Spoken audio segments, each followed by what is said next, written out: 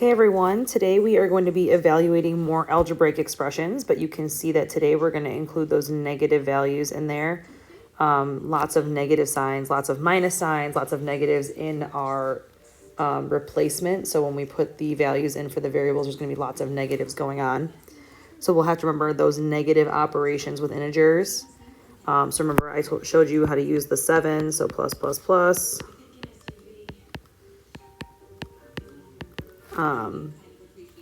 So this can be very helpful to you as we're going through these. So it says for each problem, let A equal -3, B equal 5, C equal -2, D equal -7, E equal -5, F is -1, and G is 3. Now we're not going to be using all of the values in each expression, but you are going to have to identify the ones that you do need in those situations. In number 1, when it says A, B, C, that means A times B times C. So I'm actually going to put everything in parentheses. So A is -3, B is 5, and C is -2. And then it says minus D. Well, this minus is here, and then D is -7.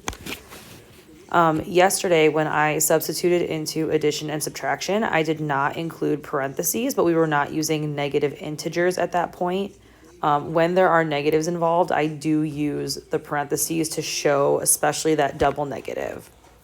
So I'm going to do my multiplication first. So order of operations says do this first.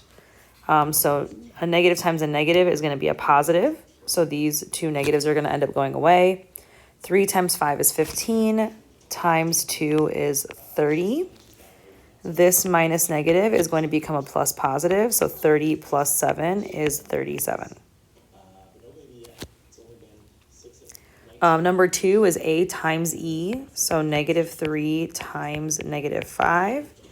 And then it says plus negative G, so plus -3 minus a -2.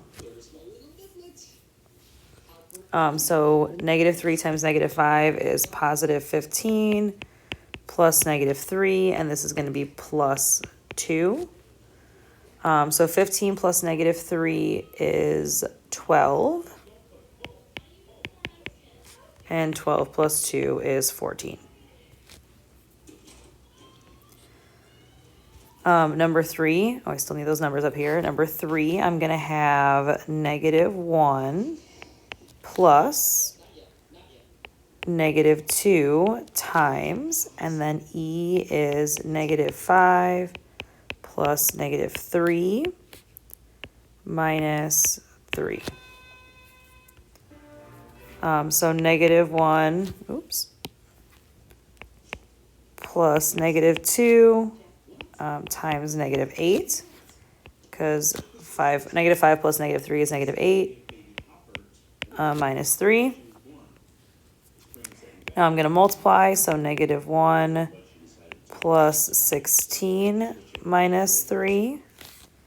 -1 plus 16 is 15, minus 3 is 12. Number 4 has that negative sign hanging out in front, so I'm going to have this minus sign comes first. Then I'm going to put A in, so the opposite of -3. Times -7 times -1, and then minus 5.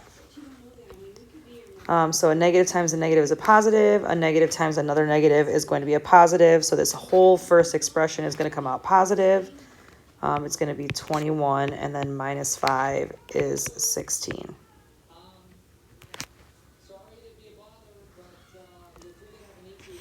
Number 5, again, we have that minus sign out front.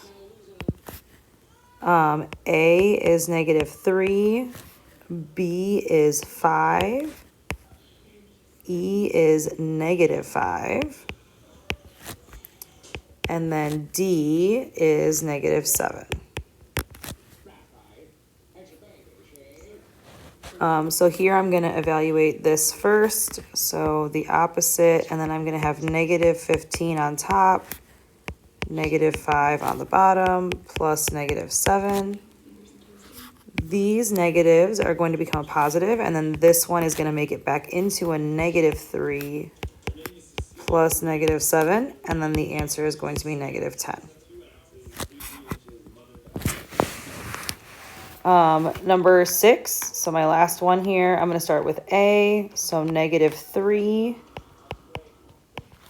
plus B is 5, minus C is -2, plus D is -7. I have to move this over. So -3 plus 5 minus -2 plus -7 minus -5 plus -1 minus 3. So that's going to be all of my variables inserted. The first thing I'm going to do is I'm going to change my minus negatives to plus positives, and so I'm going to rewrite this really quick with that information. So -3 plus 5 plus 2 plus -7 plus 5 plus -1 minus 3. Actually, I'm going to change this to plus -3